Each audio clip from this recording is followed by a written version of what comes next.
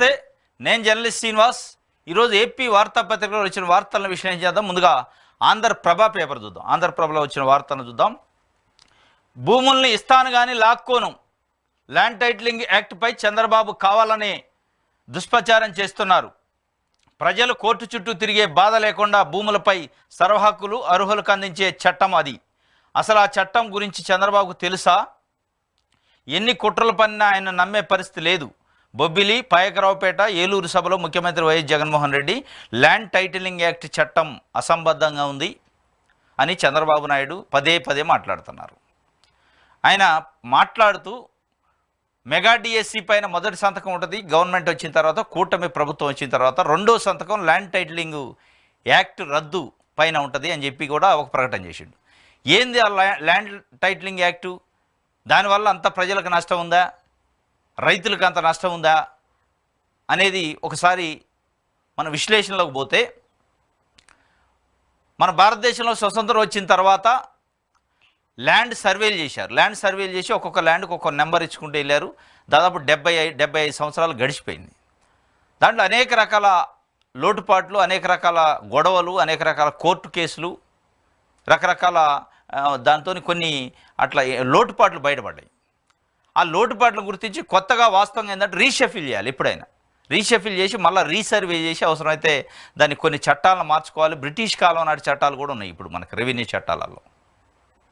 అట్లాంటివి మార్చుకొని మళ్ళీ రీసర్వే చేసి మళ్ళీ ఫ్రెష్గా సర్వే నెంబర్స్ కేటాయించి ఎక్కడ కూడా డిస్ప్యూట్స్ని తగ్గించే ప్రయత్నానికి కొన్ని అమెండ్మెంట్స్, కొన్ని సవరణలు చట్టాలలో చాలా రాష్ట్రాలు చేసినాయి. అట్ ద సేమ్ టైం ఏపీలో కూడా ల్యాండ్ టైటిలింగ్ యాక్టు అనేది తీసుకురావడానికి ఒక ప్రయత్నం చేస్తాం.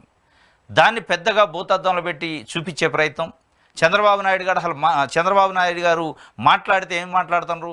మొత్తం రాష్ట్రంలో ఉన్న ల్యాండ్ అంతా జగన్మోహన్ రెడ్డి గుంజుకోవడానికి ఆ చట్టాన్ని, ఎవడైనా రాష్ట్రంలో ఉన్న ల్యాండ్ అంతా గుంజుకోవడానికి చట్టాలు చేస్తే ప్రజలు ఊరుకుంటారా?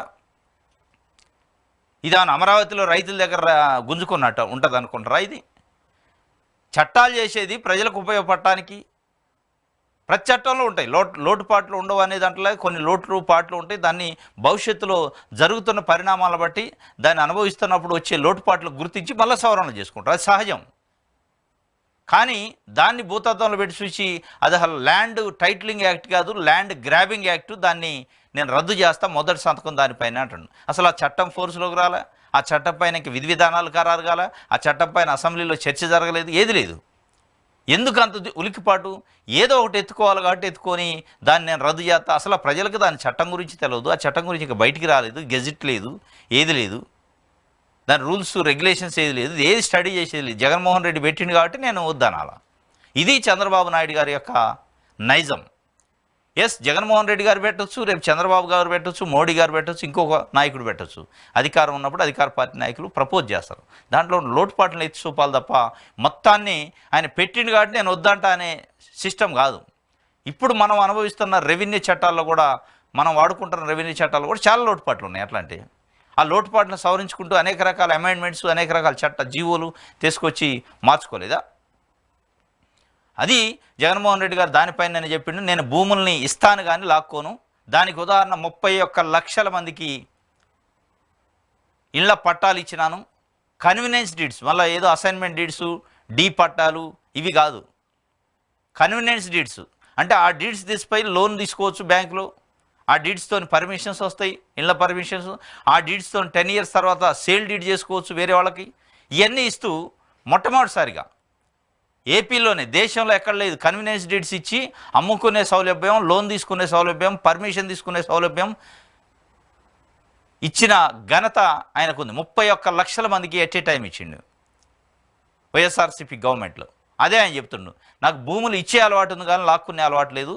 ఆ లాక్కునే అలవాటు ఏదైనా ఉంటే చంద్రబాబు నాయుడు గారికి, ఆయనకు సంబంధించిన రామోజీరావుకి, ఆయనకు సంబంధించిన ఏబిఎన్ రాధాకృష్ణకు ఉంటే ఉంటుంది. ఎందుకంటే రామోజీరావు పైన అనేక అభియోగాలు ఉన్నాయి. రామోజీ ఫిలిం సిటీకి సంబంధించి చాలామంది అసైన్మెంట్ ల్యాండ్స్, లావన్ పట్టాలు, గవర్నమెంట్ ల్యాండ్ని కబ్జా చేశారు, దాంట్లో గవర్నమెంట్ ల్యాండ్ ఉందని చాలా కేసులు ఉన్నాయి, చాలా రకాల ఫిర్యాదులు ఉన్నాయి, చాలా రకాల ఆరోపణలు ఉన్నాయి. అట్లా చంద్రబాబు నాయుడు గారు పైన అమరావతిలో బలవంతంగా గుంజుకుండని రకరకాల ఆరోపణలు ఉన్నాయి. ఇంకా చాలాసార్లు భూములు ప్రైవేటు పెట్టుబడిదారులకి, ప్రైవేటు పారిశ్రామికవేత్తలకి కట్టబెట్టే ప్రయత్నం ఆయన అధికారంలో ఉన్నప్పుడు చేసిండు. ఇట్లాంటి వ్యవహారం నేను చేయను. నేను భూములు ఇస్తాను కానీ లాక్కునేది లేదు. ఆ చట్టం గురించి అసలు చంద్రబాబు నాయుడు గారు తెలుసా, అందులో ఏముంది, ఏం మంచి ఉంది, ఏం చెడు ఉందని ఏది విశ్లేషణ లేకుండా ఎట్లా చెప్తారు అనేది వాస్తవంగా జగన్మోహన్ రెడ్డి గారు అంటాడు. వాస్తవం కూడా అది. దానిపైన నిపుణులు కానీ దానికి సంబంధించిన కొంతమంది రెవెన్యూ చట్టాల మీద, ల్యాండ్స్ యాక్ట్ల మీద అవగాహన ఉన్న వ్యక్తులు కూడా మారాల్సిందే అంటున్నారు. పాత చట్టాల వల్ల చాలా ఇప్పుడు మారుతున్న ట్రెండ్స్ ప్రకారం మారుతున్న కాలానుగుణంగా చట్టాలలో మార్పులు తీసుకురావాలి తప్పనిసరిగా. ఎందుకంటే లీగల్ అవేర్నెస్ పెరిగింది, కోర్టుల చుట్టూ తిరుగుతుండ్రు, ప్రతి ఒక్కళ్ళు కోర్టులు వేసి వివాదాస్పదం అవుతుంది.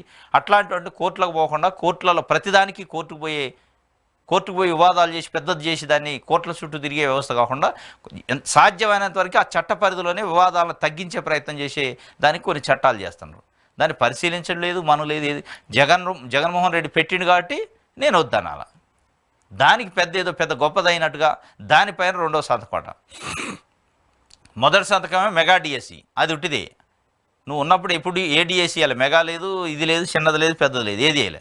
ఇవాళ నువ్వు మెగా డిఎస్సి అంటే ఉండి నమ్ముతారు కానీ ఇది రెండో సంతకం అట. దీనికి మరి రేపు పెన్ను చూపిస్తారు. మెగా డిఎస్సి పైన పెన్ను చూపించండి, ఇగో ఈ పెన్నుతోనే నేను సంతకం పెట్టేదని.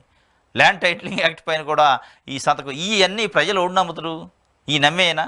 ఈ ల్యాండ్ టైటిలింగ్ యాక్ట్ అయినది నీకే తెలియదు, ఇంకా ప్రజల దాకా రీచ్ కాలే. అది ప్రజలకి పబ్లిక్ డొమైన్లోకి రాలే. దాంట్లో లోటుపాట్లేంది, నష్టాలేంది, లాభాలేంది నీకు చర్చే లేదు. దాన్ని నువ్వు ఎత్తుకొని దాని మీద రెండో సంతకం, ఇంకో దాని మీద మూడో సంతకం. అది కాదు, మీరు రెండో సంతకం చేయాల్సింది పేద ప్రజలకు ఇళ్ల పట్టాలు ఇచ్చే దాంట్లో చేయండి రెండో సంతకం. బీసీలకు చట్టసభలో రిజర్వేషన్ గురించి ఇవ్వండి, 50% రిజర్వేషన్ ఇవ్వాలి, బీసీలు 50% ఉన్నారు కాబట్టి. అట్లాంటి ఇవ్వాలి తప్ప ప్రజలు కోర్టు చుట్టూ తిరిగే బాధ లేకుండా భూములపై సర్వ హక్కులు అర్హులకు అందించే చట్టం అది. అసలు ఆ చట్టం గురించి చంద్రబాబుకు తెలుసా? వాస్తవం తెలియదనే అనిపిస్తుంది. చంద్రబాబు నాయుడు గారికి ఆ చట్టం గురించి తెలితే నేను రెండో సంతకం పెడతా, మూడో సంతకం పెడతా. ఆ చట్టం వద్దు, రద్దు చేయాలంటాను కానీ ఆ చట్టంలో ఉన్న కష్టాలేంది, నష్టాలేంది, దానివల్ల లాభం ఎందుకు లేదు అనేది చెప్పే ప్రయత్నం లేదు. కనీసం 1 by 1 చెప్పాలి కదా అంశాల వారికి. ఇగో ఈ చట్టం వల్ల ఇగో ఈ నష్టాలు ఉన్నాయని దాన్ని ఓకదంపుడుగా చెబుతుండ్రు. ఇగో ల్యాండ్ టైటిలింగ్ చట్టం రద్దుపై నా రెండో సంతకం. అది జగన్ ల్యాండ్ గ్రాబింగ్ చట్టం. ప్రజల భూములపై జగన్ పెత్తనమేంటి? జగన్ దుర్మార్గ పాలనకు చరమగీతం పాడాలి. గంజాయి మాఫియా 100 రోజుల్లో అరికడతా. చీరాల ప్రజా గళం సభలో చంద్రబాబు నాయుడు ఇదే చెప్తుండు. ల్యాండ్ టైటిలింగ్ చట్టం రద్దుపై నా రెండో సంతకం. ప్రజల భూములపై జగన్మోహన్ రెడ్డి పెత్తనమైంది. ఆయన పెత్తనం ఏముంటుంది? ప్రభుత్వం ఎవరిది ఉంటే వాళ్ళ చట్టాలకు అనుగుణంగా ఉంటుంది తప్ప ఆయన పెత్తనం ఎక్కడుంది? ఎక్కడ పెత్తనం ఉంది? ప్రజల భూములపైన ఆయన ఎవరు పెత్తనం ఉండదు. వ్యక్తుల పెత్తనం ఎట్టుంటుంది?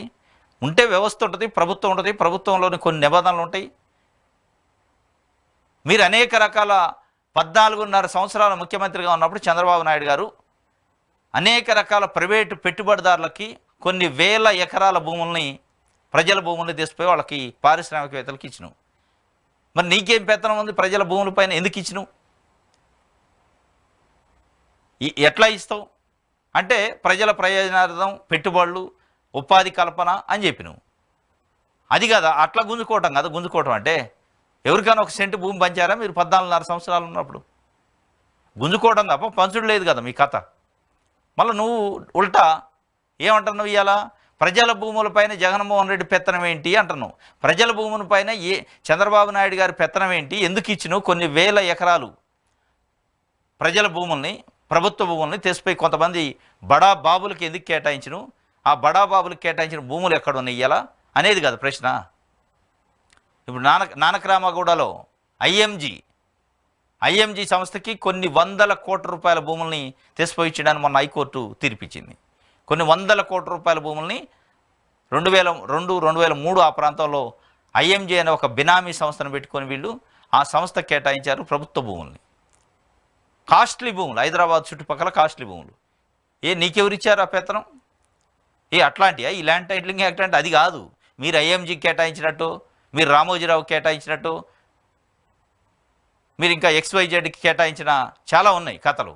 అవి కావు. ఈ ల్యాండ్ టైటిలింగ్ యాక్ట్ అంటే ప్రజలకి సర్వ హక్కులు వాళ్ళ యొక్క భూములపైన వాళ్ళ యొక్క ఆస్తులపైన కల్పిస్తే ఎట్లాంటి వివాదాలు లేకుండా, ఎట్లాంటి గొడవలు లేకుండా, కోర్టులకు పోయే అవకాశాన్ని పూర్తిగా లేకుండా, అంటే కోర్టులకు పోయి కొట్లాడుకొని కోర్టులలో డబ్బులు ఖర్చు పెట్టుకొని కోర్టుల చుట్టూ తిరిగే అవసరం లేకుండా వాటిని ఎట్లా రెక్టిఫై చేయాలి అనేది ఆ చట్టం ఉద్దేశం. దాన్ని మీరు ఐఎంజీ కేటాయించినట్టు, మీరు రామోజీ ఫిలిం సిటీ కేటాయించినట్టు ఇక్కడ ఉండదు అని జగన్మోహన్ రెడ్డి గారు చెప్తున్నారు. ఇది ఆంధ్ర ప్రభాకి సంబంధించి. నెక్స్ట్ సాక్షి పేపర్ చూద్దాం.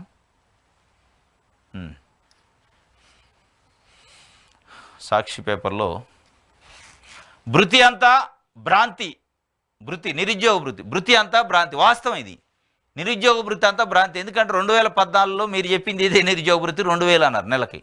ప్రతి నిరుద్యోగికి ప్రతి నెల 2000 రూపాయలు నేను నిరుద్యోగ భృతి వేస్తాను. వేసినవా? వేయలే. కాబట్టి అదే చెప్తున్నాను, భృతి అంతా భ్రాంతి. నిరుద్యోగులపై చంద్రబాబు మరోసారి మాయ వల. జాబు రావాలంటే బాబు రావాలంటే 2014 ఎన్నికల్లో ప్రచారం చేశారు. వాస్తవం ఇది. అవి హోర్డింగ్స్ పెట్టారు. జాబు రావాలంటే బాబు రావాలి అని 2014లో పెట్టి నిరుద్యోగులను మోసం చేశారు. నిరుద్యోగ భృతి ఇస్తున్నాడు. ఇంకోటి ఏం చెప్తుండు, కరపత్రాలు వేసి ఊరూరా పంపిణీ కూడా చేశారు. ఇంటికో ఉద్యోగం లేదంటే నెలకు 2000 నిరుద్యోగ భృతితో ఇస్తామని హామీ. అధికారంలోకి వచ్చాక 4.5 ఏళ్ల పాటు ఆ ఊసే లేదు. ప్రతిపక్ష నేత అసెంబ్లీలో బాబును ఉక్కిరి విక్కిరి చేస్తే అసలు ఆ పథకమే లేదన్న అచ్చెన్నాయుడు. ఆ ఒత్తిడి తట్టుకోలేక 2017-18 బడ్జెట్లో నిరుద్యోగ భృతికి 500 కోట్ల కేటాయింపు అయినా అమలు చేయని చంద్రబాబు 2019 ఎన్నికలకు 6 నెలల ముందు ముఖ్యమంత్రి యువ నేస్తం పేరుతో పథకం. ఇది కథ. 2014లో జాబు రావాలంటే బాబు రావాలంటివి, నిరుద్యోగ భృతి జాబు లేని వాళ్ళకి 2000 రూపాయలు నిరుద్యోగ భృతి ఇస్తాంటివి. దానిపైన అసెంబ్లీలో ప్రతిపక్ష నేత జగన్మోహన్ రెడ్డి అయాల ప్రశ్నిస్తే ఉక్కిరి బిక్కిరై అసలు ఈ పథకం మేము పెట్టలేదు, మేము హామీ ఇయ్యలేదని అబద్ధం ఆడుతుంది. మళ్ళీ అబద్ధం ఉల్టా అవుతుంది నిరుద్యోగులలో అని చెప్పి 2017-18లో యువన వేస్తామని ఒక స్కీమ్ తీసుకొచ్చి దాంట్లో ఏంది ఒక కమిటీ వేశారు. కమిటీ వేసి ఎవరు నిరుద్యోగులు గుర్తించడానికి 1 సంవత్సరం పట్టింది. 2019 చివరిలో కొంతమందికి ఇచ్చిండు. అంత చివరిలోనే దింపుడు గల ఆశ అంటారు కదా, ఓడిపోతాం వెంటనే ఆయన ఇస్తాడు స్కీములు. ఇప్పుడు ఈ కూడా అంతే. ఇప్పుడు ఈ సూపర్ 6 మన్ను మశానం ఇంకేదో ఇచ్చిండు కదా, నెలకి 1500 రూపాయలు ప్రతి మహిళకి, 3 గ్యాస్ సిలిండర్లు. ఇవన్నీ ఇప్పుడు ఒకళ్ళు నిజంగానే గెలిస్తే గిట్లా 2029-28 ఆ ప్రాంతంలో ఎలక్షన్ పోతాం అన్నప్పుడు ఇస్తారు. ఎందుకు మనకు ఉదాహరణ ఏంటంటే 2019లో పసుపు కుంకుమ అని ఇచ్చిండు. 80 లక్షల మంది మహిళలకు ఇస్తున్నా, ఇది అద్భుతమైన స్కీమ్ అని ఇచ్చిండు. మహిళలు ఏమనుకున్నారు, ఓహో నీ ఓట్ల కోసం ఇవాళ వచ్చినవారా బాబు అని చెప్పి అర్థం చేసుకున్నారు. నీ ఓట్ల కోసం మాకు పసుపు కుంకుమ అని పేరు పెట్టి సెంటిమెంట్ లేపి మళ్ళీ ఓట్లు వేయించుకొని మళ్ళీ ఒక 5 ఏళ్ళు కూర్చోవాలనుకున్నా. నీకు ఇట్ట కాదు, కర్రు కాల్చి వాత పెడతాను ఈ అకౌంట్లు అని ఎంచుకున్నారు. మంచిగా కర్రు కాల్చారు, వాత పెట్టారు. అట్లే నిరుద్యోగ భృతి విషయంలో కూడా 2014లో గెలిచి 19లో యువనేస్తామని పెట్టి కొంతమందికి ఇచ్చిండు. కర్రు కాల్చి వాత పెట్టారు వాళ్ళు. పసుపు కుంకుమ విషయం అదే. ఇప్పుడు ఇవాళ ఇచ్చిన హామీలు కూడా ఒకవేళ నిజంగానే తప్పిజారి అధికారంలోకి వస్తే, ఇన్ కేసు చంద్రబాబు నాయుడు గారు కూటమి, ఆయన చేసేది ఏంది, ఇందులో ఏది అమలు చేయడం, అమలు చేసే ధైర్యం లేదా, ఆ బడ్జెట్ లేదా, ఆ కథ లేదు, ఉట్టిదే ఇదంతా. 2029-28 దీన్ని మళ్ళీ తీస్తాడు. ఈ కాగితాలు తీసి ఓహో నేను అప్పుడు హామీ ఇచ్చింది కదా, చూద్దాం ఏముంది ఏం కథ అని అప్పుడు మళ్ళీ మభ్యపెట్టే ప్రయత్నం చేస్తాడు తప్ప ఇందులో అమలయ్యే లేవు. వాస్తవంగా ఉచిత గ్యాస్ సిలిండర్ అమలయ్యేది కాదు, 20 లక్షల ఉద్యోగాలు అమలయ్యేది కాదు. 20 లక్షల ఉద్యోగాలట, నిరుద్యోగ భృతి 3000 అట. అసలు 20 లక్షల మందికి నువ్వు ఉద్యోగాలు ఇస్తున్నాక ఇక నిరుద్యోగ భృతి ఇంకా అవసరమే ఉంటుంది కదా. నిజంగానే నువ్వు ఇచ్చే చిత్తశుద్ధి ఉంటే, నువ్వు ఇచ్చే కమిట్మెంట్ ఉంటే, ఆ నమ్మకమే ఉంటే 20 లక్షల మంది నిరుద్యోగులు పోయాక ఇంకా ఉద్యోగాలు ఇచ్చాక నువ్వు ఇక నిరుద్యోగులు ఎక్కడ ఉంటారు, ఎక్కడిస్తావు భృతి? దాని పొంతన ఉంది ఏమన్నా? అయ్యే పనేనా? మళ్ళీ ఉచిత బస్సు ప్రయాణం 1500 రూపాయలు ప్రతి మహిళకి. ఏ మహిళ అనేది చెప్పడు. మహిళ ఏ మహిళను తీసుకుంటావు, క్రైటీరియా అయింది దానికి అనేది ఏది లేదు. అట్లా అంతా భ్రాంతే. వాస్తవమే, భృతి అంతా భ్రాంతే. ఎందుకంటే మీరు చేసిన ఆ భ్రాంతే గతంలో 2014లో వాళ్ళు చేసిన భ్రాంతే ఇవాళ ప్రజల ముందు కనపడుతుంది. కాబట్టి అది ఒకటి చెప్పారు.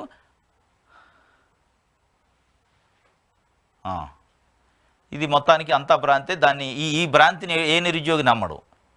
ఏం చెప్పే నిరుద్యోగ వృత్తిని ఏ నిరుద్యోగిని నమ్మే పరిస్థితి లేదు. అది చంద్రబాబు నాయుడు గారు నమ్మటం అంటే అంత ఈజీ కాదు.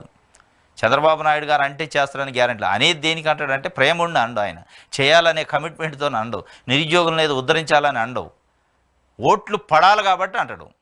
ఆయన ఆయన యాంగిల్, ఆయన కోణం అంతా, ఆయన చూపు అంతా ఓట్ల పైన. ఓట్లు ఏ మాట చెబితే పడుతుంది కాబట్టి ఆ మాట చెబుదాం. చేసుడు తర్వాత సంగతి, చెప్పటమే, చేయటం దేవుడు ఎరుగు. నీటి మీద రాతలే ఆయన మాటలు, నీటి మీద రాతలే. కాబట్టి ఈ నిరుద్యోగ భృతి అంతా భ్రాంతే, వాస్తవం భ్రాంతి. ఇవ్వడమే జగన్కు తెలుసు. బొబ్బిలి, పాయకరావుపేట, ఏలూరు సభలో ముఖ్యమంత్రి వైఎస్ జగన్ భూములు ఇచ్చేవాడే కానీ నీలా లాక్కునేవాడు కాదు చంద్రబాబు. ల్యాండ్ టైటిలింగ్ యాక్ట్పై దుష్ప్రచారం. దేశంలో 100 ఏళ్ల తర్వాత ఈ సర్వే జరుగుతుంది. రికార్డులు అప్డేట్ చేసి రైతన్నులకు అందజేస్తున్నాం. వారిపై పైసా భారం పడకుండా పనులు చేపట్టాం. కోర్టులు, ఆఫీసుల చుట్టూ తిరిగే దుస్థితిని తప్పించాం. బాబును ఓడించడం అంటే పేదలను గెలిపించడమే. ఎస్, బాబును ఓడించడం అంటే పేదలను గెలిపించడమే అని జగన్మోహన్ రెడ్డి గారు చెప్తున్నారు. వాస్తవం ఇది. ఆయన చూపు, ఆయన ఆలోచన, ఆయన మాటలు, ఆయన పనితనం అంతా పేదలను అనగదొక్కి పెద్దవాళ్ళని పైకి తేయటానికే ఉంటుంది. పేదలను అనగదొక్కి పెత్తందారుల పైకి తేయటానికి, పెత్తందారులకు లిఫ్ట్ ఇవ్వడానికి, పెత్తందారుల కోసమే పనిచేసినట్టు ఆయన వ్యవహార శైలి కనపడింది. నేను సంపద సృష్టించిన, నేను ఇంకేదో ఆ మన్ను మశాను జిఎస్డిపి పెంచిన, ఎవడికి కావాలి జిఎస్డిపి? అన్నం లేని పేదవాడి కంచంలోకి ఒక ముద్ద వస్తే అది కదా నీ అభివృద్ధి, నీ జిఎస్డి, నీ సంపద. దేవుడి కోసం. తిండి లేనివాడికి తిండి పెట్టాలి, విద్య లేనివాడికి విద్య ఇవ్వాలి, ఇల్లు లేనివాడికి ఇల్లు ఇవ్వాలి, వైద్య సదుపాయం లేనివాడికి వైద్యం ఇవ్వాలి. ఇది కదా కావాల్సింది. నువ్వు తినడానికి తిండి గురించి ఆలోచించవు. పేదవాళ్ళ తినడానికి తిండి, కట్టుకోవడానికి బట్ట, ఉండటానికి ఇల్లు, చేసుకోవడానికి వైద్యం, వీటి గురించి ఆలోచించవు. నువ్వు ఆలోచించేది ఏంది? పెట్టుబడులు, పెట్టుబడిదారులు, సంపద, జిఎస్డిపి. ఎవడికి కావాలి? పెంచుకో జిఎస్డిపి, ఎవడొద్దండు. కానీ పేద ప్రజలు ఎవరైతే ఉన్నారో అట్టడుగు వర్గాల్లో ఉన్న వాళ్ళ పైకి తెచ్చే కార్యక్రమం ఒక్కటి చేయకుండా నేను జిఎస్డిపి పెంచినా, సంపద సృష్టించినా, ఎడిపోయింది మరి ఈ సంపద. కాబట్టి ఆయన స్పష్టంగా చెప్తుండు, బాబును ఓడించడం అంటే పేదలను గెలిపించడమే అంటుండు. వాస్తవం ఇది. జగన్ ఎప్పుడు పేదలు పేదలు అంటుంటే తట్టుకోలేకపోతున్నారు. మన 59 నెలల పాలనలో జరిగిన మార్పులన్నీ విప్లవాలే. నేర ప్రవృత్తికి నిలువెత్తు నిదర్శనం చంద్రబాబు. వెన్నుపోట్లు, హత్యలతో ఆయన రాజకీయం. వైఎస్ఆర్ గాలిలో కాలిపోతాడని అసెంబ్లీ సాక్షిగా అనలేదా? ఇప్పుడు జగన్ను చంపేస్తే తప్పేమిటని అంటున్నాడు. చంద్రబాబు మాదిరిగా నాకు Z+ భద్రత లేదు, జగన్కు జనమే రక్ష అని చెప్పి ఆయన అంటుండే. ఇవ్వడమే కానీ జగన్కి గుంజుకోవడం తెలియదు, ఇవ్వటం ఒకటే జగన్కి తెలుసు అని చెప్పి జగన్మోహన్ రెడ్డి చెబుతుండు. వెన్నుపోట్లు, కత్తిపోట్లు, మాయలు, మోసాలు ఇవే చంద్రబాబు తెలుసప్ప పేదల గురించి మాట్లాడితే కడుపు కుళ్ళుకుంటున్నారు. పేదల గురించి జగన్మోహన్ రెడ్డి పదే పదే పేదలు పేదలు అంటే అటు చంద్రబాబు నాయుడు కానీ, రామోజీరావు కానీ, ఏబిఎన్ రాధాకృష్ణ కుళ్ళుకుంటున్నారు. వీడేంద్ర నాయన ఊకే పేదల గురించి మాట్లాడతారు, పెత్తందారులు పెద్దల గురించి మాట్లాడు, పెట్టుబడిదారుల గురించి మాట్లాడు, పెట్టుబడుల గురించి మాట్లాడు అని కుళ్ళుకుంటున్నారు. వాస్తవం ఇది. వెన్నుపోట్లు, హత్యలతోనే ఆయన రాజకీయం. ఇంకోటి, ఇప్పుడు జగన్ను చంపేస్తామని కూడా అంటాడు చంద్రబాబు నాయుడు. నాకు చంద్రబాబు లేక Z+ కేటగిరీ భద్రత లేదు, నాకు జనమే శ్రీరామ రక్ష అంటుండు ఆయన. వాస్తవం ఇది. అంటే చంద్రబాబుని ఓడగొట్టడం అంటే పేదలను గెలిపించడమే, పేదలను గెలిపించడం అంటే చంద్రబాబుని ఓడించడమే అనేది ఒక నినాదాన్ని చెప్పిండు జగన్మోహన్ రెడ్డి గారు. ఇది 100 ఏళ్ల తర్వాత, దేశంలో 100 ఏళ్ల తర్వాత ఈ సర్వే జరుగుతుందట. 100 ఏళ్ల తర్వాత సర్వే జరగటం అంటే మామూలు మనకి ఏదన్నా వ్యవస్థ కనీసం కొంత ప్రత్యామ్నాయం, దాంట్లో కొన్ని లోటుపాట్లు, సరిదిద్దుకునే వ్యవహారం ప్రతి దాంట్లో ఉంటుంది వ్యవస్థలో. ఏం తప్పేమో 100 ఏళ్ల క్రితం ఎప్పుడో సర్వే జరిగింది. దాంట్లో ఉన్న లోటుపాట్లు, దాంట్లో ఉన్న కథలు, లీగల్ ఇష్యూస్, దానివల్ల ఏమేమి ఫేస్ చేశారు, అవి కాకుండా మళ్ళీ కొత్తగా ఎట్లా ఉండాలని కాలంతో పాటు మారాలి తప్ప నువ్వు 100 ఏళ్ల నాటిది ఉంచు, నేను రామోజీరావుకో, ఏబిఎన్ రాధాకృష్ణకో, నాకు సంబంధించిన వాళ్ళకో 100,000 ఎకరాలు కట్టబెట్టాలని నువ్వు ఎట్లా అడ్డం వస్తావు అన్నట్టే ఉంది తప్ప దీంట్లో ఏం లేదు.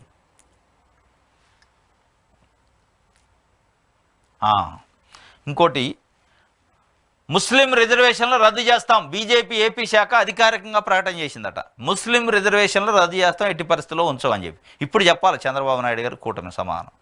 ఏపీలో ఉన్న ముస్లింలకి ఏం సమాధానం చెప్తారు మీరు? డాక్టర్ వైఎస్ రాజశేఖర రెడ్డి గారు 4% రిజర్వేషన్ వాళ్ళకి ఇచ్చి వాళ్ళ యొక్క ఉద్యోగాలలో, ఉపాధిలో, విద్యలో వాళ్ళకి రిజర్వేషన్ ఇచ్చి ఆ కమ్యూనిటీని పైకి తెచ్చే కార్యక్రమం చేస్తే మీరేమంటున్నారు? మీ కూటమి ఏమంటుంది? ముస్లిం రిజర్వేషన్ ఎట్టి పరిస్థితుల్లో కత్తి పెట్టి కోస్తాం, దాన్ని ఉంచాం, మేము ఎక్కిన వెంటనే ఫస్ట్ సంతకం దాని మీదనే ఉంటుంది అన్నట్టు దీని అర్థం. కత్తెరతో కట్ చేసినట్టుకి చేసేస్తాం, దాంట్లో డౌటే లేదు, ముస్లిం రిజర్వేషన్ రద్దు చేసి తీరుతామని అధికారికంగా ప్రకటన చేశారు ఎన్నికల సమయంలో. అంటే వాళ్ళ ఇంటెన్షన్ ఏంటి, వాళ్ళ అర్థం ఏందనేది, వాళ్ళ ఆలోచన ఏందనేది అర్థమవుతుంది దీన్ని బట్టి. బీజేపీ పార్టీ అధికారికంగా ప్రకటించింది ముస్లిం రిజర్వేషన్ మేము రద్దు చేస్తున్నాం, దమ్ముంటే కాసుకోండి ముస్లింలారా అంటుంది. చెప్పాలి చంద్రబాబు నాయుడు గారు, ఏపీలో ఉన్న ముస్లిం మైనారిటీలకి సోదరులకి మీరు ఇచ్చే సమాధానం ఏందో చెప్పాలా. దీన్ని ఖండిస్తానరా మీరు? ఖండించే దమ్ముందా మీకు? ధైర్యం ఉందా? ఎక్కడున్నది? ఖండించే ధైర్యం లేదు, దమ్ము లేదు. నీ మేనిఫెస్టోని ముట్టుకోపోతే తెల్లారి ఇంకోడైతే పౌరుషం నీతిని సీమినెత్తురు ఉన్నోడైతే కూటమిలో ఉన్న బీజేపీ పార్టీ నాయకులు మేనిఫెస్టోని అంగీకరించలేదు, మేనిఫెస్టో పైన వాళ్ళ ఫోటో కానీ వాళ్ళ సింబల్ వేయలేదు, కనీసం ముట్టుకోలే. నీ పొత్తొద్దు నువ్వు వద్దని ఇసిరి అవతల కొడతారు. సీమినెత్తురు పౌరుషం ఉన్నోడైతే చంద్రబాబు నాయుడుకి అది లేవు అనేది ఇలా ఏపీలో ప్రజలు మాట్లాడుకుంటున్నారు. ఇసిరి కొడతారు, నీ పొత్తొద్దు నువ్వు వద్దు, నీకు అవసరమే లేదు, ఓడనే గెలవని. ఎస్ మేము పులి లెక్క ఒక్కళ్ళమే పోతాం, నువ్వు పొత్తు కలుస్తావు, నీ సింబలేనియో నీ ఫోటో వేయనియో నువ్వు దాన్ని ముట్టుకోవు, ఎవరిని అవమానిస్తున్నావు అని చెప్పి అనే ధైర్యమే లేదు నీకు. ఇక దీన్ని ఏమంటావు? తానా అంటే తందానా.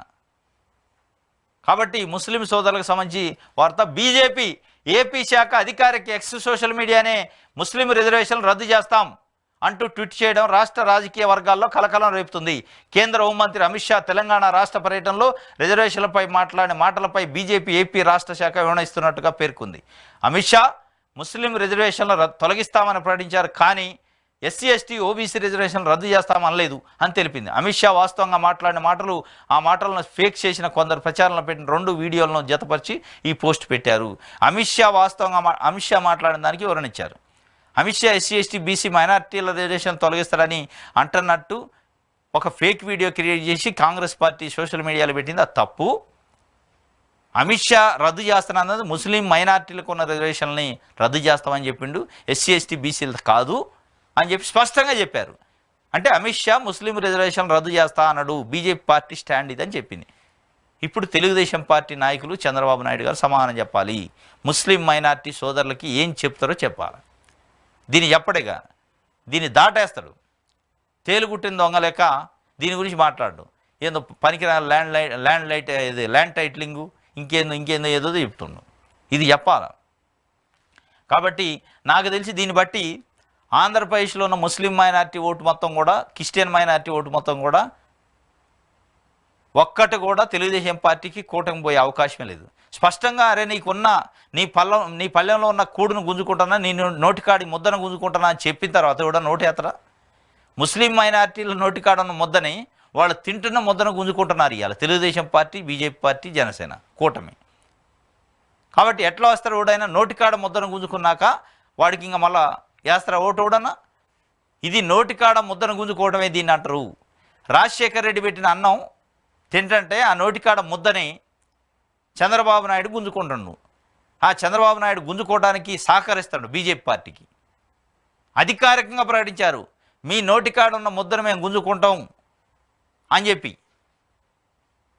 కాబట్టి ముస్లిం మైనార్టీలు, క్రిస్టియన్ మైనార్టీలు, దళితులు ఎట్టి పరిస్థితుల్లో బీజేపీ కూటమికి, తెలుగుదేశం పార్టీ సైకిల్ గుర్తుకి, కమలం గుర్తుకి, గ్లాస్ గుర్తుకి ఓటేసే పరిస్థితి ఏపీలో లేదు.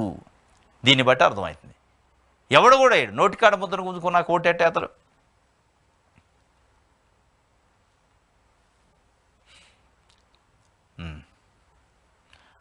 మధ్యతరగతికి మరింత భరోసా, వైఎస్ఆర్సీపీ నవరత్నాలు ప్లస్ మేనిఫెస్టోతో మరోసారి అండగా సీఎం జగన్. పట్టణ ప్రాంతాల్లోని మధ్య ఆదాయ కుటుంబాలకు సరసమైన ధరలకే ఇళ్ల స్థలాలట. 123 పట్టణాలలో ఎంఐజీ లేఅవుట్ల అభివృద్ధి. 5 లక్షల లోపు వార్షిక ఆదాయం ఉన్న కుటుంబాలకు ఆరోగ్య భరోసా. 25 లక్షల వరకు ఆరోగ్యశ్రీ ద్వారా ఉచిత వైద్య సహాయం. కాపు ఈబీసీ నేస్తం ద్వారా ఒక్కో కుటుంబానికి 5 ఏళ్ల 60,000 ఆర్థిక సాయం. ప్రభుత్వ ఉద్యోగుల పిల్లలకు విదేశీ విద్యా విధానంతో తోడ్పాటు. 10 లక్షల వరకు రుణానికి కోర్సు ముగిసే వరకు పూర్తి వడ్డీ చెల్లింపు. ఆప్కాస్, ఆశా, అంగన్వాడీలు, అవుట్సోర్సింగ్ ఉద్యోగులకు నవరత్న పథకాలు. ప్రభుత్వ ఉద్యోగులకు సొంత జిల్లాల్లోనే 60% ప్రభుత్వ ఖర్చుతో ఇంటి స్థలం. మధ్యతరగతికి మరింత భరోసా ఇస్తూ జగన్మోహన్ రెడ్డి గారు రాబోయే కాలంలో కూడా కొన్ని నిర్ణయాలు తీసుకుంటున్నట్టు, దాంట్లో ప్రభుత్వ ఉద్యోగుల పిల్లలకు కూడా విదేశీ విద్యా దీవెనతో పాటు 10 లక్షల వరకు రుణానికి, విద్యా రుణానికి పూర్తి వడ్డీని కోర్సు అయ్యే వరకు ప్రభుత్వమే చెల్లిస్తట. ఆశా వర్కర్లు, అంగన్వాడీ కార్యకర్తలు, అవుట్సోర్సింగ్ ఉద్యోగులకు నవరత్నాల పథకాలు వర్తింపజేస్తారట. అంటే ఆశా వర్కర్లు, అంగన్వాడీలు, చిన్న చిన్న ఉద్యోగాలు చేసే అవుట్సోర్సింగ్ ఉద్యోగాలు చేసే వాళ్ళకి పెద్దగా ఆర్థిక స్థితి ఉండదు. వాళ్ళకు కూడా ఈ నవరత్నాల్లో వచ్చే స్కీమ్ ప్రతి ఒక్కటి మామూలు సామాన్య ప్రజలకు ఎట్లా వస్తుందో వాళ్ళకు వర్తిస్తున్నట్టు. కాబట్టి ఆ వర్గాలు ఇప్పుడు అప్రిషియేట్ చేసే అవకాశం ఉంది. ప్రభుత్వ ఉద్యోగులకు సొంత జిల్లాల్లోనే 60% ప్రభుత్వ ఖర్చుతో ఇంటి స్థలం కూడా కొనిస్తా అంటున్నారు. ఇది ఇంకోటి 123 పట్ల ఎంఐజీ లేఅవుట్లు వేసి సరసమైన ధరలకి ప్లాట్లు పంపిణీ చేసి, అంటే ఉచితం కాదు, సరసమైన ధరలకి వాళ్ళకి ప్లాట్లని పంపిణీ చేసే కార్యక్రమాన్ని ప్రభుత్వమే భరిస్తే, అంటే ప్రభుత్వమే ల్యాండ్ని ఎక్వైర్ చేసి తక్కువ ధరలకి వాళ్ళకి, అల్పాదాయ వర్గాల వాళ్ళకి తక్కువ ధరలకు ప్లాట్లు, ఇళ్ళు లేని వాళ్ళకి ప్లాట్లు ఇచ్చి వాళ్ళని ఆదుకునే కార్యక్రమాన్ని కూడా ఒకటి తీసుకొస్తుంది. ఇది ఒక వార్త. ప్రభుత్వ బడుల్లో ప్రగతి కిరీటాలట. ప్రభుత్వ బడుల్లో ప్రగతి కెరటాలు. సీఎం జగన్ సంస్కరణలతో సర్కారు విద్యకు అంతర్జాతీయ గుర్తింపు వచ్చిందట. అంటే నాడు నేడు కార్యక్రమంతో ప్రభుత్వ పాఠశాలలో ఇంగ్లీష్ మీడియం కార్యక్రమం, ఐవీ సిలబస్, ఎన్సీఆర్టీ సిలబస్ ఇట్లా పెట్టిండు. దానివల్ల ప్రగతి కెరటాలు ప్రభుత్వ బడుల్లో అని చెప్పి సీఎం జగన్ సంస్కరణలతో సర్కారు విద్యకు అంతర్జాతీయ స్థాయి గుర్తింపు పొందిందట. ఏంటి అంతర్జాతీయ స్థాయి గుర్తింపు అంటే, విదేశీ వేదికలపై ప్రతిభ చాటుతున్న ప్రభుత్వ స్కూళ్ల విద్యార్థులు పేదంట పుట్టిన సౌకర్యాలు కల్పిస్తే ఎవరికీ తీసిపోమంటున్న ఆణిముత్యాలు. ఐక్యరాజ్య సమితిలో ఆకట్టుకున్న రాష్ట్ర విద్యారంగ ఉన్నతి. ఐక్యరాజ్య సమితి ఆహ్వానం మేరకు ప్రతినిధి బృందం, అధికారులకు బదులుగా విద్యార్థులనే పంపిన CM Jagan. USO, world bank, white హౌజ్లో ప్రసంగం. సరికొత్త ఆవిష్కరణలో జపాన్ను సందర్శించిన విద్యార్థులు. ఇది ఒక రకంగా రికార్డు. భారతదేశ చరిత్రలో, నాకు తెలిసినంతవరకు భారతదేశ చరిత్రలో మనకున్న సమాచారం ప్రకారం యుఎన్ఓలో ప్రసంగించడానికి మామూలుగా దేశానికి, ప్రభుత్వానికి సంబంధించిన ప్రతినిధులు, అధికారులు వెళ్తారు, సీనియర్ అధికారులు, ఐఏఎస్లు అట్లాంటి వాళ్ళు. అక్కడ అధికారులను పంపకుండా జగన్మోహన్ రెడ్డి ఒక ప్రయోగం చేసిండు. ప్రభుత్వ స్కూళ్ళల్లో జరుగుతున్న పిల్లల్ని, పేద పిల్లల్ని, tipper driver, NRES field assistant పిల్లలు, కూలికి పోయే పిల్లలు, చిన్న సన్నకారు రైతులకు సంబంధించిన పిల్లలను పంపించిండు యుఎన్ఓకి. యునైటెడ్ నేషన్స్ ఆర్గనైజేషన్లో ప్రసంగించడం అంటే అంత మామూలు విషయం కాదు. ఆ ఛాయిస్ అందరు కాదు. అత్యంత బలహీన వర్గాలకు సంబంధించి పేద విద్యార్థులు చదువుకునే, ప్రభుత్వ పాఠశాలలో చదువుకునే విద్యార్థుల్ని సెలెక్ట్ చేసి ప్రభుత్వ ఖర్చుతోనే అక్కడ పంపింది. వాళ్ళు పోయి అక్కడ అద్భుతంగా ప్రసంగించారట ఇంగ్లీష్లో, ఇంగ్లీష్ మీడియంలో ఇక్కడ చదువుకొని అద్భుతంగా. నువ్వు ఏ ఇంటర్నేషనల్ స్కూల్స్, ప్రైవేట్ స్కూల్స్లో కూడా అంత స్కిల్స్ లేవు. అది అద్భుతంగా మన యొక్క గుర్తింపుని, మన యొక్క రాష్ట్రం యొక్క గుర్తింపుని అక్కడ తీసిపోయి ప్రజెంట్ చేశారు. మన ఉన్నతిని ఎక్కడికో తీసిపోయారు, అంతర్జాతీయ స్థాయికి తీసిపోయారు. అంటే మామూలు జపాన్లో కూడా సరికొత్త ఆవిష్కరణలతో, కొన్ని ఇన్నోవేషన్స్తో జపాన్లో కూడా పోయి ప్రసంగించారట. వైట్ హౌస్లో ప్రసంగించారట, వరల్డ్ బ్యాంకులో ప్రసంగించారట. ఇట్లా వాస్తవంగా ఇది ప్రభుత్వ బడిలో ప్రగతి కెరటాలే. వాస్తవంగా ఇది ప్రభుత్వ బడిలో ప్రగతి కెరటాలతో పాటు ఇది ప్రభుత్వ బడిని అంతర్జాతీయ స్థాయిలో యుఎన్ఓలో కూర్చోబెట్టడం అంటే మామూలు విషయం కాదు. ప్రభుత్వ బడి యొక్క ప్రావీణ్యాన్ని, ప్రభుత్వ బడి యొక్క ప్రతిభని, ప్రభుత్వ బడి యొక్క ఉన్నతిని అక్కడ కూర్చోబెట్టారు తీసిపోయి. ప్రపంచంలో ఉన్న దాదాపు 195 దేశాల యొక్క ప్రతినిధులు ఏపీలో ఉన్న ప్రభుత్వ బడి యొక్క ప్రతిభని, ఉన్నతిని చూసే అవకాశాన్ని, ఇక్కడ జరుగుతున్న విద్యలో జరుగుతున్న పెను మార్పుల్ని అక్కడ ప్రజెంట్ చేయటువంటి మామూలు విషయం కాదు. ఇది చేయాల్సింది. ఇప్పుడు చంద్రబాబు నాయుడు గారు లెక్క నేను బిల్ గేట్స్తో పోయినా, నేను వాళ్ళతో పోయినా, అంతర్జాతీయ స్థాయిలో తిరిగినా, నువ్వు తిరిగేది ఏముంది, నువ్వు తిరగటం లెక్క కాదు. అట్టడుగు వర్గాలని, పేద వర్గాల పిల్లల్ని, ప్రభుత్వ బడిలో జరిగే పిల్లల్ని తీసిపోయి అక్కడ కూర్చోబెట్టి ప్రసంగించడం అంటే అది. నీ ఏ జిఎస్డిపి పెరిగితే, ఏ సంపద సృష్టిస్తే వాళ్ళు పోయి యుఎన్ఓలో కూర్చోబెట్టగలుగుతారు. మీ ఆలోచన పెత్తందారులు, అగ్రవర్ణాలకు సంబంధించి పెద్ద పెద్ద కేంబ్రిడ్జ్ అట్లాంటి యూనివర్సిటీలో చదివేవాళ్ళు, ఆక్స్ఫర్డ్ యూనివర్సిటీలో చదివేవాళ్ళు, వాకరిడ్జ్ స్కూల్స్లో చదివే పిల్లల్ని, విఐపి పిల్లల్ని తీసిపోయి కూర్చోబెడతారు మీరైతే. జగన్మోహన్ రెడ్డి దృష్టిలో వాళ్ళే వివిఐపీలు. ఇప్పుడు ప్రభుత్వ బడిలో చదివే పిల్లలే వివిఐపీలు. ప్రభుత్వం తరఫున పోవాల్సిన అధికారులందరూ వాళ్ళని పంపడం అంటే మామూలు సాహసం కాదు. వాళ్ళు అద్భుతమైన ప్రదర్శించారట. కాబట్టి ప్రభుత్వ బడిలో ప్రగతి కిరీటాలు, ఆ ప్రగతి కిరీటాలు జగన్మోహన్ రెడ్డి గారి యొక్క సంస్కరణల విప్లవంలో అదొక భాగము అనేది ఒక వార్త. ఇది దానికి సంబంధించి ఒక రైతు కూలి బిడ్డ అట, లారీ డ్రైవర్ బిడ్డ రాజేశ్వరి, సెక్యూరిటీ గార్డు బిడ్డ జ్యోత్స్న, కౌలు రైతు కొడుకు అంజన్ సాయి, రోజు కూలీ కూతురు గాయత్రి, ఎన్ఆర్ఈజిఎస్ ఫీల్డ్ అసిస్టెంట్ కుమార్తె శివలింగమ్మ, ప్రభుత్వ టీచర్ కూతురు మనశ్విని, రైతు బిడ్డ యోగేశ్వర్, మెకానిక్ కూతురు రిషితారెడ్డి, ఆటో డ్రైవర్ బిడ్డ చంద్రలేఖ. వీళ్ళందరూ చిన్న చిన్న కుటుంబాలకు సంబంధించి కూలీనాలు చేసుకునే వాళ్ళు, చిన్న చిన్న రైతు లారీ డ్రైవర్లు, మెకానికులు, ఎన్ఆర్జిఎస్ ఫీల్డ్ అసిస్టెంట్లు, అట్లాంటి పిల్లల్ని తెచ్చిపోయి ఆడ కూర్చోబెట్టడం అంటే ఇది కదా సామాజిక విప్లవం అంటే. ఇది విద్యలో విప్లవం అంటే ఇది. దీన్ని తేవాల్సింది మీరు. ఇది మీరు పదే విధ్వంసం జరిగింది రాష్ట్రంలో, రాష్ట్రాన్ని విధ్వంసం జరిగిన రాష్ట్రాన్ని నేను కాపాడతా అని చంద్రబాబు నాయుడు అంటాడు. ఇదే విధ్వంసం అంటే?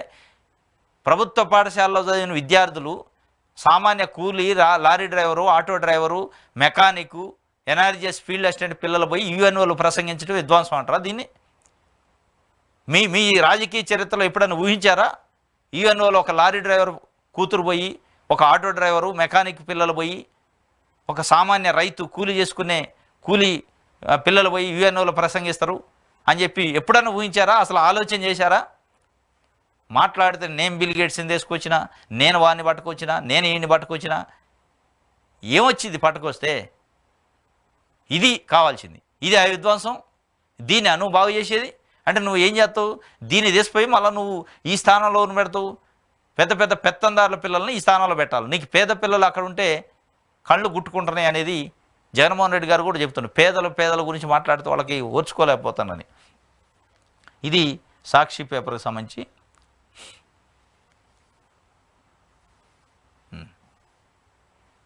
ఈనాడు చూద్దాం.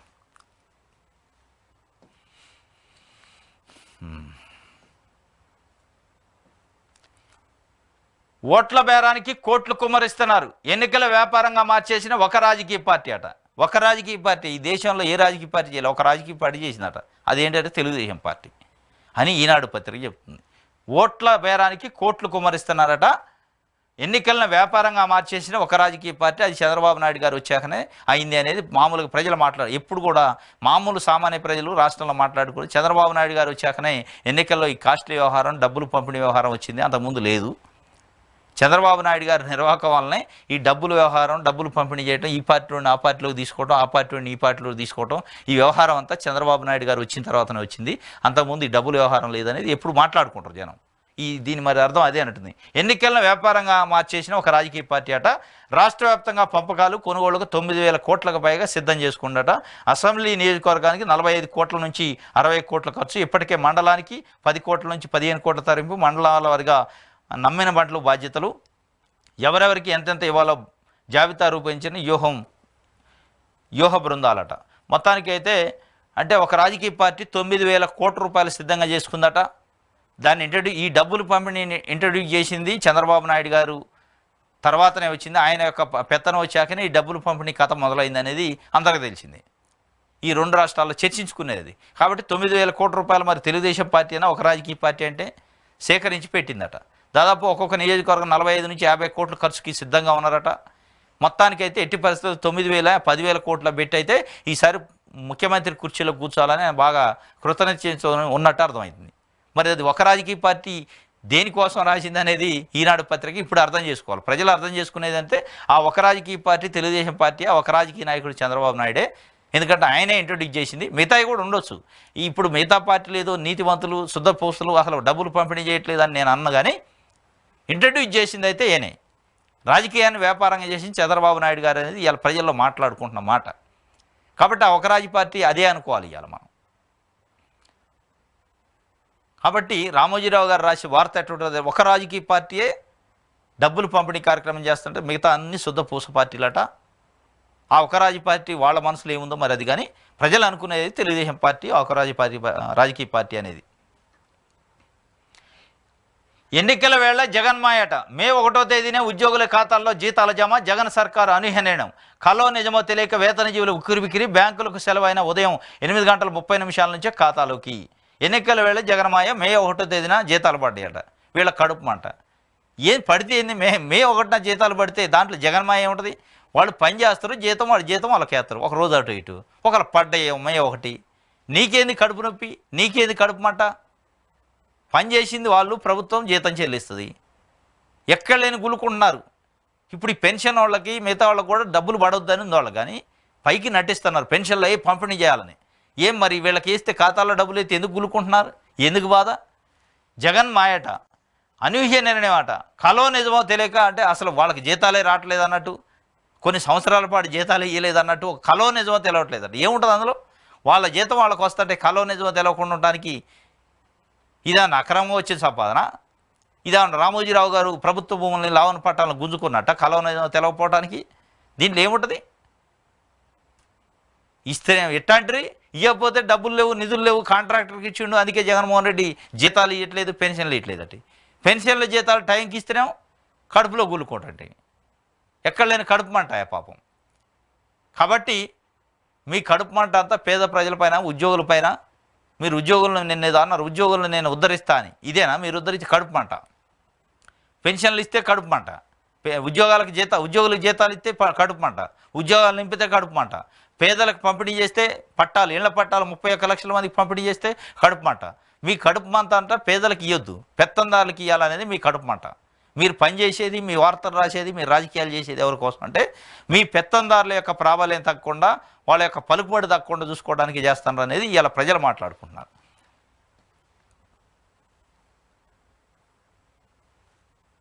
ఇది ఈనాడుకు సంబంధించి. ఆంధ్రజ్యోతి చూద్దాం.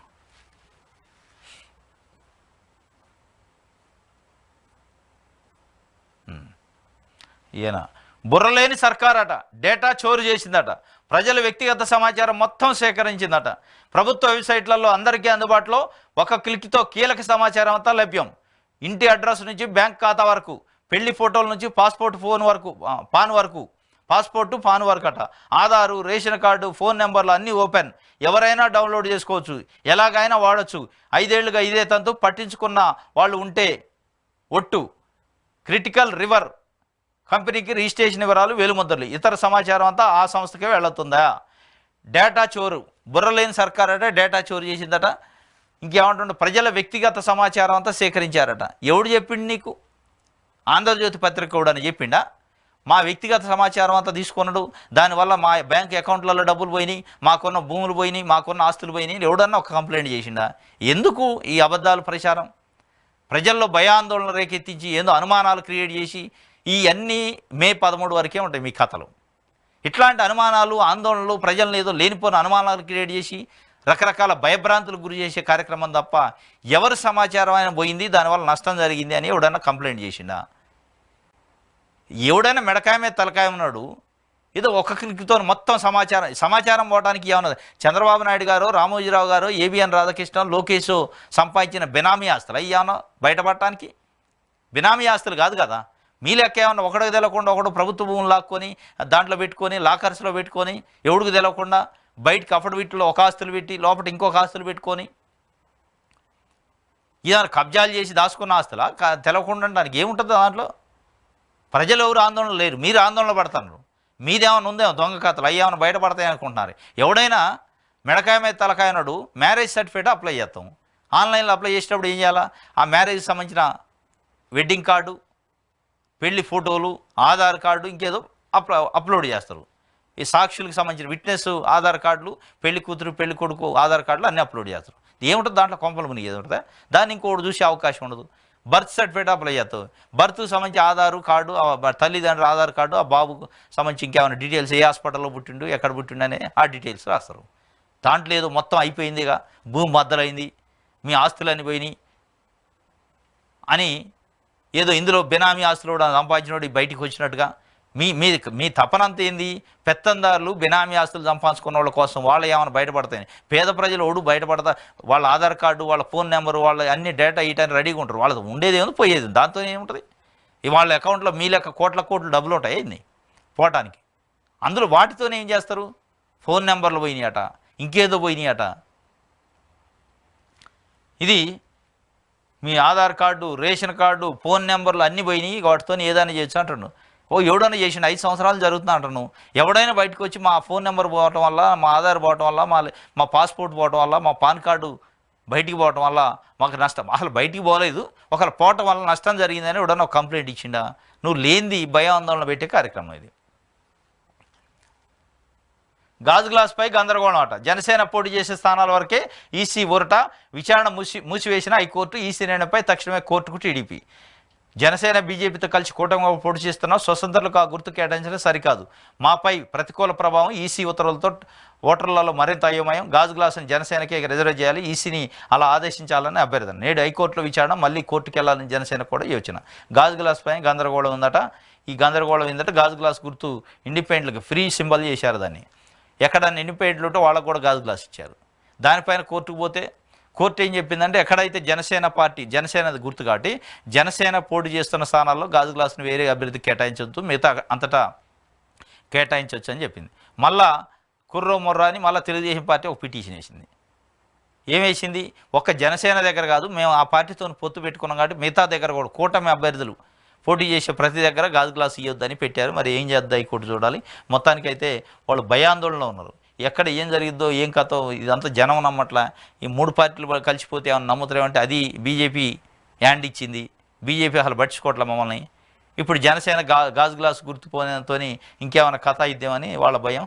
ఆ భయానికి మళ్ళా కోర్టుకు పోయారు. మరి కోర్టులో ఏమొస్తుందో చూడాలి.